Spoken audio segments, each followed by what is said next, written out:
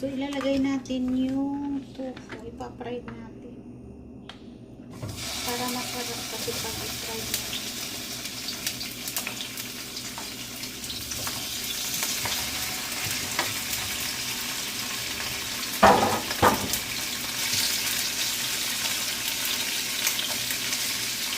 So, ayusin natin. Para madali ma-fry.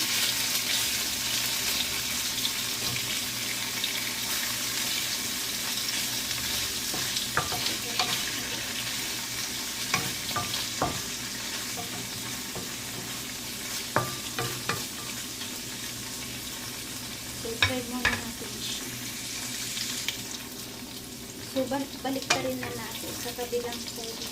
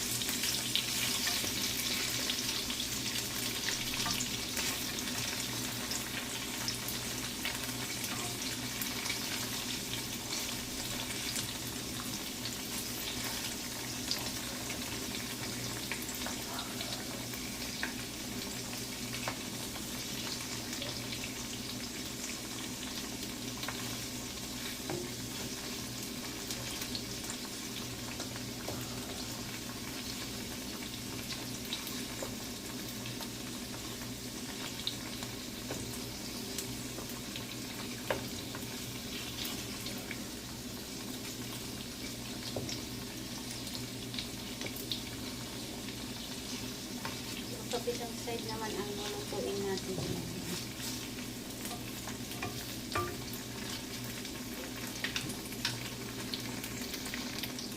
So, parang tipid tayo sa gas. Ikikilig natin yung tofu. Tapos, ilalagay muna natin yung garlic. Sa gitna lang yung garlic.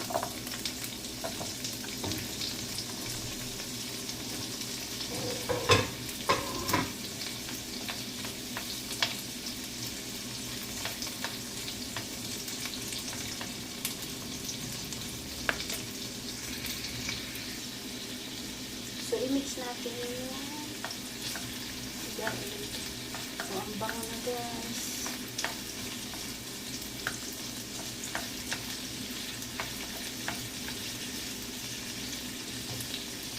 So, mix natin na ilagay yung onion.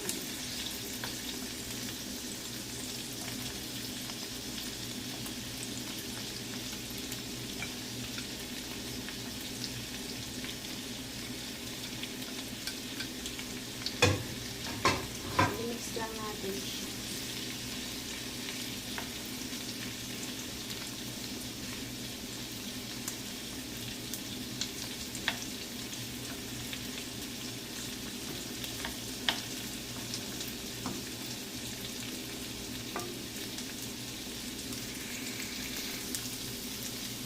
So, i-mix natin.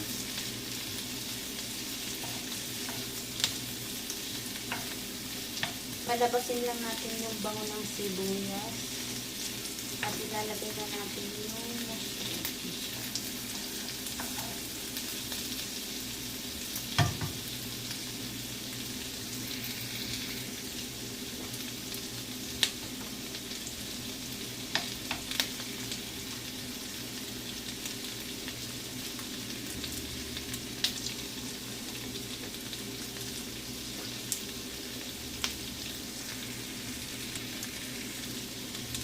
So, ilalagay ko na yung mushroom.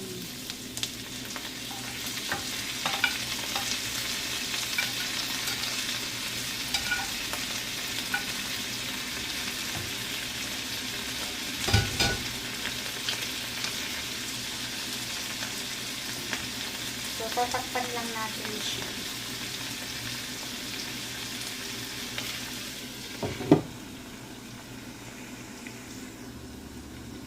So, imimix natin.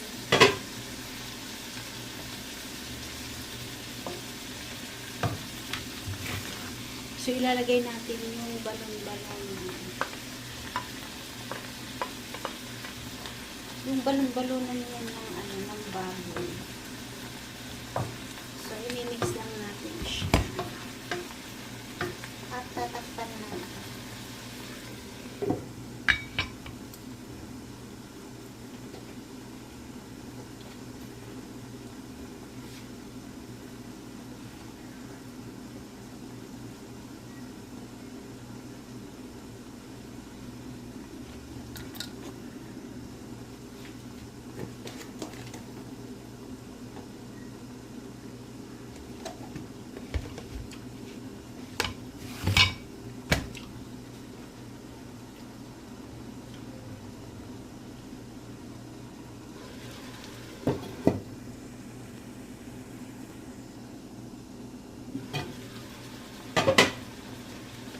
So, ilalagay natin yung tomato.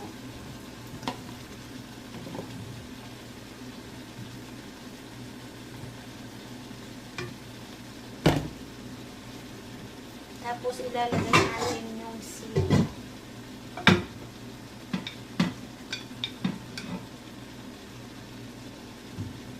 So, tatakpan natin siya.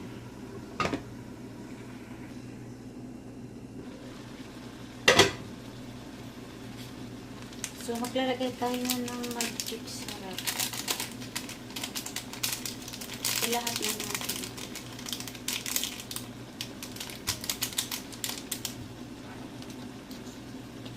Black pepper.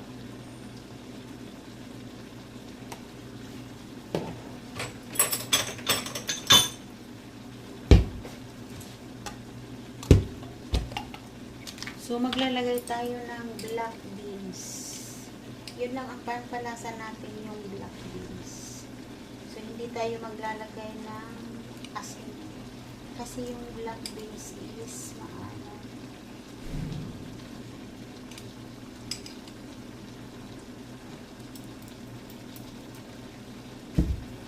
So, takpan natin.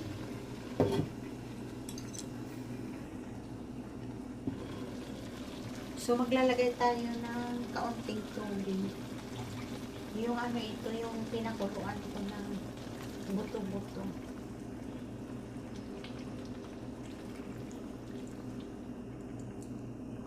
So, takpan natin.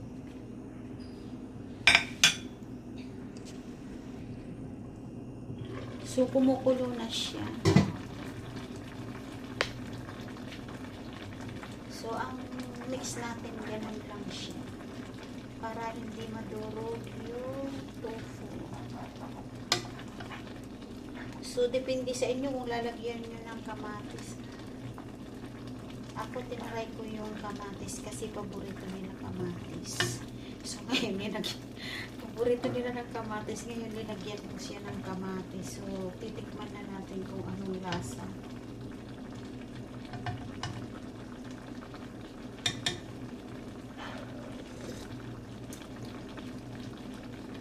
Oh my God, ang hanghang. So, kailangan natin ng kaunting toyo. Toyo lang. So, ang toyo ko na ginagamit ito. So, maglalagay tayo ng kaunti lang, kaunti. So, okay. So, imimix lang natin dahan-dahan para yung tofu wag madurog.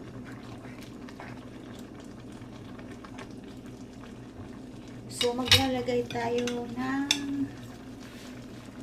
bell pepper.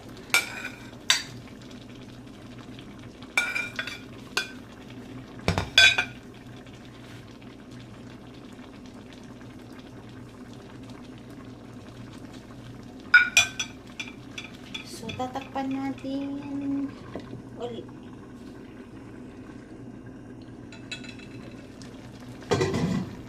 So, imimix natin dahan-dahan lang para yung tofu hindi madurog.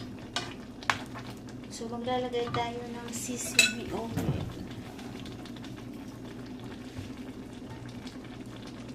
So, maglalagay tayo ng kaunting sesame oil.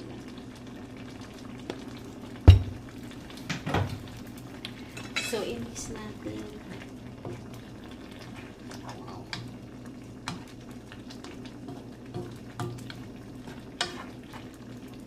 So, guys, luto na siya. Patayin na natin yung apoy.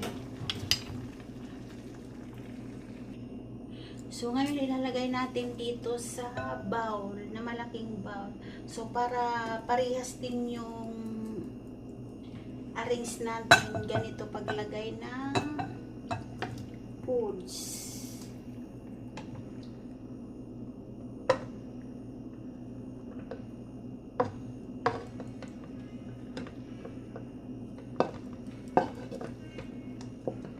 So, dahan-dahan lang i-push nyo.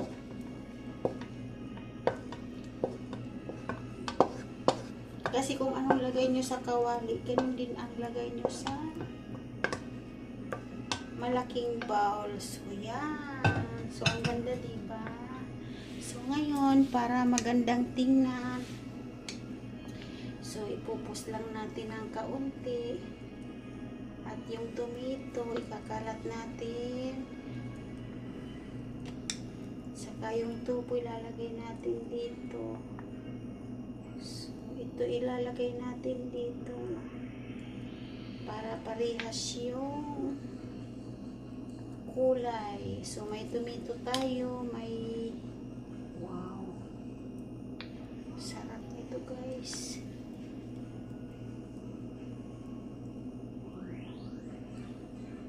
So, maglalagay tayo dito.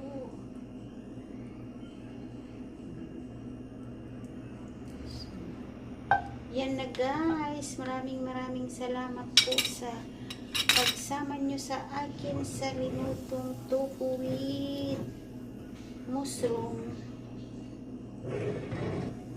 Thank you for watching. Bye bye. Love you all, guys.